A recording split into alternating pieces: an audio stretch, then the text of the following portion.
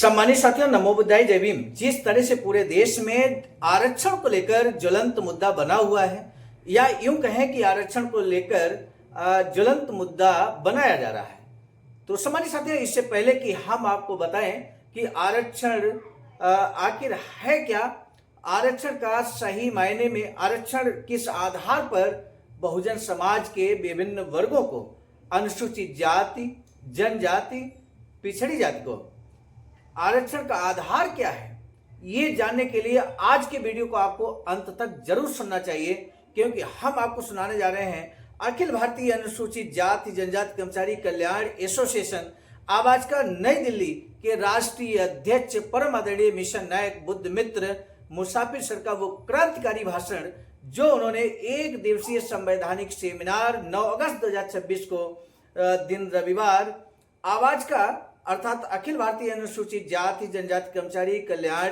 Association द्वारा आयोजित इस एक दिवसीय संवैधानिक सेमिनार में उन्होंने संबोधित किया। बड़ी संख्या में, विशाल संख्या में मौजूद अंबेडकर मिशनरियों को संबोधित करते हुए मिशन नायक बुद्ध मित्र मुसाफिर सर ने आरक्षण को लेकर जो बात कही है, वो हर अंबेडकरवादी को, हर अंबेडकर अनुयायी को, या यूं कहें जिसको आरक्षण का सही तात्पर्य नहीं मालूम, उसे भी आज के इस स्पीच को, मिशन नायक के इस स्पीच को जरूर सुनना चाहिए, क्योंकि आरक्षण का वो आधार देश का अधिकांश लोग नहीं जानते हैं। आरक्षण को सामान्य तौर पर लेने वाले, उन्हें जानना चाहिए कि आरक्षण का मूल आधार क्या है, उन्हें जानना चाहिए कि आरक्षण कैसे प्राप्त हुआ, उसका बेसिक फंडामेंटल आधार क्या है, ये जानना बहुत जरूरी है। तो इसके लिए आइए सुनते हैं मिशन नायक बुद्ध मित्र मुसाफिर सर का ये क्रांतिकारी स्पीच। अपना योगदान दूंगा, याद रखना। और आज क्या थी? समान नागरिकता, समान अधिकारों का निर्बाध रूप से प्रयोग, भेदभाव को दूर करने का कानून, नौकरियों में उचित प्रतिनिधित्व, विधायिका में उचित प्रतिनिधित्व, विशेष विभागीय सुरक्षा, मंत्रिमंडल में उचित प्रतिनिधित्व। याद रखना, बाबा साहब अम्बेडकर ने कहा, अगर हमारी 8 शर्तें नहीं मानी गई तो देश की स्वतंत्रता का मैं समर्थन नहीं करूंगा, क्योंकि हम लोग भी हिंदुओं से अलग हैं। जैसे मुसलमानों को अधिकार मिल रहा है, वैसे हम लोगों को मिलना चाहिए, क्योंकि हम हिंदू नहीं। ये बात यदि आपने समझ लिया तो समझो आंदोलन आप कर लोगे, किसी का जवाब दे लोगे, नहीं तो सब डी-मेल के बारे कह देंगे। तो मेरे सम्मानित साथियों, तब जानते हो क्या हुआ? ये गांधी एंड कंपनी के लोगों ने, उसमें कांग्रेस या बीजेपी है, उस समय उन लोगों ने कहा अम्बेडकर साहब को देश का मोहब्बत ही नहीं है, ये तो देशद्रोही है।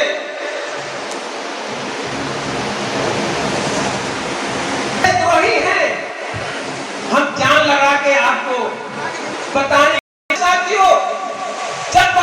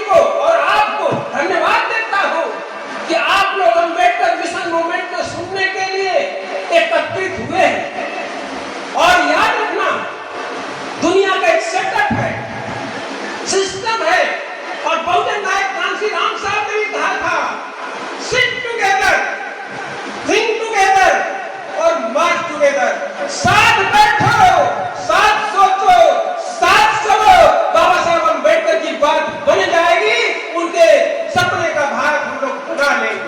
अब मेरे साथियों, अब अगला लाइन, एक बात और जब आ गई इस देश में, तो बाबा साहब अम्बेडकर ने बड़ा स्पष्ट किया कि जैसे मुसलमानों को मिल रहा है वैसे सिखों को मिला, ईसाइयों को मिला, उसी तरह हम लोग को मिलना चाहिए, क्योंकि हम लोग हिंदू नहीं। अगर पूरी बात में यदि आप लोगों ने एक बात को समझ लिया कि हम लोग हिंदुओं से पृथक हैं, अलग हैं, तब आंदोलन चल पाएगा। और ये बात को मैं जो समझा रहा हूं, कोशिश कर रहा हूं, अब आप ये कहेंगे इतना फोकस क्यों कर रहे हैं? फोकस करने की जरूरत क्या है? आप लोग बहुजन नायक कांशीराम ने किताब पढ़ा हो, चमचा युग, और चमचा युग 1982 में लिखा गया था, और चमचा युग में लिखा गया तो उसका जो आधा पार्ट है पूरा what Congress and Gandhi have done to untouchable, Congress और गांधी ने अछूतों के लिए, उसी किताब का पार्ट है कि हम हिंदुओं से अलग, लेकिन उस चीज को हमने समझा ही नहीं। अब एक बात आई, आप लोग समझिएगा, जब बाबा साहब अम्बेडकर ने गोल में सम्मेलन में कहा था कि हम हिंदू नहीं हैं, हम हिंदू नहीं है, तो आखिर हमारे लोग इसका प्रचार प्रसार क्यों नहीं किए? क्यों नहीं किए? तब बाबा साहब अम्बेडकर ने उसी किताब में लिखते हैं कि कांग्रेस ने ऐसे दलाल अस्पृश्यों का संगठन बनाया है जो गला फाड़ फाड़ कहते हैं कि हम हिंदू हैं और हिंदू ही बनेंगे, लेकिन यही भाड़े के टट्टू जब अपने को हिंदू घोषित करते हैं तो एक हिंदू इन्हें हिंदू मानने से इनकार कर देता है। मेरे साथियों, तुम हिंदू नहीं हो, नहीं कि अपनी औकात को जरा पता कर लो। बीएल पुनिया गए थे पुरी के मंदिर में, प्रवेश नहीं मिला, जब हिंदू थे तो क्यों नहीं प्रवेश मिला? और सोमनाथ के मंदिर में कुमारी शैलजा गई थी, उनको भी नहीं प्रवेश मिला था। रामनाथ कोविंद का हाल तो जानते ही हो, पुरी के मंदिर में गए, उनको धक्का मारा गया, उससे ज्वलन दिला। तो उदाहरण मैं देना चाहता हूँ बाबू जगजीवन राम का। बाबू जगजीवन राम जिंदगी भर कांग्रेस का झोला ढोए और रक्षा मंत्री थे, तो संपूर्णानंद मूर्ति का अनावरण करने जब वो गए थे वाराणसी में, तो उनको एक अछूत नान हिंदू मानते हुए मूर्ति का शुद्धिकरण किया। इसलिए इस भ्रम में मत रहिए। इसलिए मेरे साथियों, इसलिए प्रचार प्रसार नहीं हुआ, लेकिन आज के डेट के अंदर तब बाबा साहब अम्बेडकर की बात मानी गई, और जब बात मान ली गई 12 नवंबर 1930 को, अब बाबा साहब अम्बेडकर जब इंडिया में आए, पूरा हल्ला मच गया। और कि यार ये तो अभी तक तो हम लोग इन लोगों को चमार, दुसार, धोबी, खटी, मुसारा, गणेरी, कुंभी कह रहे थे, लेकिन डॉक्टर अम्बेडकर तो वहां जाके कह रहे तो हिंदू ही नहीं है। तब जाकर के कांग्रेस के नेता परम आदरणीय गांधी जी ने संभाला कमान, कहा कि चलते हैं दूसरे राउंड टेबल कॉन्फ्रेंस में, वहां चल के अम्बेडकर का मुंहतोड़ जवाब देंगे। जब ये गए वहां पर, तो उन्होंने कहा मुसलमानों को अधिकार दे दो,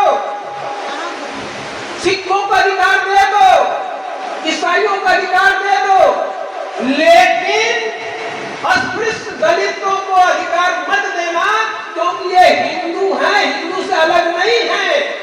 तब बाबा साहब अम्बेडकर ने एक बात कहा कि हमें हिंदू क्यों कहा जाता है? इसी ना पूजा पद्धति के आधार पर वो भी भगवान विष्णु महेश की पूजा करते हैं, हमारे लोग भी कर लेते हैं। वो भी दुर्गा काली की पूजा कर लेते हैं, हमारे लोग भी कर लेते हैं। इसका मतलब ये हुआ कि हमारे लोग समान धर्मी हैं। याद रखना, समान धर्मी का मतलब बाबा साहब अम्बेडकर ने बताया कि जब कोई वर्ग विशेष अपना धार्मिक कृत्य करता है, तो दूसरे वर्ग को जो सम्मिलित होता है उसको समान धर्मी करते हैं। हम लोग हिंदुओं के साथ दिवाली, दशहरा जो भी मना लेते हैं, उसका मतलब कि हम उनके धर्म का आदर करते हैं, लेकिन तुम हिंदुओं से अलग हो। ये पूरी बात को जितना मैं कहूंगा इतना अर्थ आएगा कि हम हिंदुओं से अलग है, तभी आंदोलन चल पाएगा। इसी आधार को मानते हुए 17 अगस्त कम्युनल अवार्ड घोषित हुआ, सांप्रदायिक निर्णय हुआ, हम लोग एक संप्रदाय माना गया। याद रख लेना, जाति नहीं, एक संप्रदाय माना गया था। जाति को बाबा साहब अम्बेडकर ने 1935 में शुरू किया, और याद रखना उसका नाम पड़ा सांप्रदायिक निर्णय। संप्रदाय का मतलब होता है जो मुसलमान, सिख, ईसाई, ये सब एक संप्रदाय है। उसी तरह से हम लोग को एक संप्रदाय माना गया। और कौन सा संप्रदाय माना गया? हिंदुओं से अलग। याद रखना मेरी बात को, हिंदुओं से अलग हम लोगों को भी एक संप्रदाय मानते हुए कम्युनल अवार्ड में प्रतिनिधित्व का अधिकार मिला, आरक्षण का अधिकार मिला। प्रतिनिधित्व क्या है? आरक्षण है। आरक्षण क्या है? प्रतिनिधित्व है। ये कब मिला? आपके गोलमेज सम्मेलन से मिला। और किस आधार पर मिला?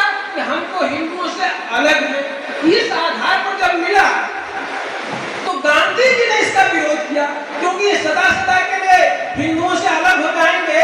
आमरण अनशन किया तो पृथक निर्वाचन एक और हम लोग नारा देते हैं, आरक्षण कोई भीख नहीं। यह पूना पैठ का वादा है, दुनिया का सबसे गलत नारा। याद रखना आप सब लोग, आरक्षण कोई भीख नहीं, यह पूना पैठ का वादा है। जो लोग भी बोलता है सरासर झूठ बोलता है, और आप लोग उसके मुंह पर ये बात बोलिए, आरक्षण कोई भीख नहीं, ये गोलमेज सम्मेलन का वादा है, तब जाकर के आप लोग समझ कर पाएंगे। नहीं तो आरक्षण हटाने की बात कर रहे, हटा देंगे, लेकिन आपने सही सही इतिहास अगर जान गया तो आप कहेंगे पहले गोलमेज सम्मेलन से मिला है, इसकी समाप्ति भी गोलमेज सम्मेलन जैसा कुछ करो, इसके बाद आरक्षण खत्म होगा। तो नहीं तो रहेंगे इस देश में, नहीं तो दूसरा देश बना लेंगे। काहे में टेंशन लेते हो? क्या भूटान देश नहीं है क्या? हम लोग डीमेरिट वाले हैं, बुद्धि वाले नहीं हैं, लेकिन हम लोग को त्याग बलिदान को देखो। मुसलमानों ने अपना देश बना लिया, और इसी आधार पर बाबा साहब अम्बेडकर ने कुर्बानी दिया। पृथक निर्वाचन का अधिकार आते हुए कि दलित कैंडिडेट होगा, दलित ही वोटर होगा, इसको कुर्बान करके संयुक्त निर्वाचन प्रणाली को स्वीकार कर लिया। संयुक्त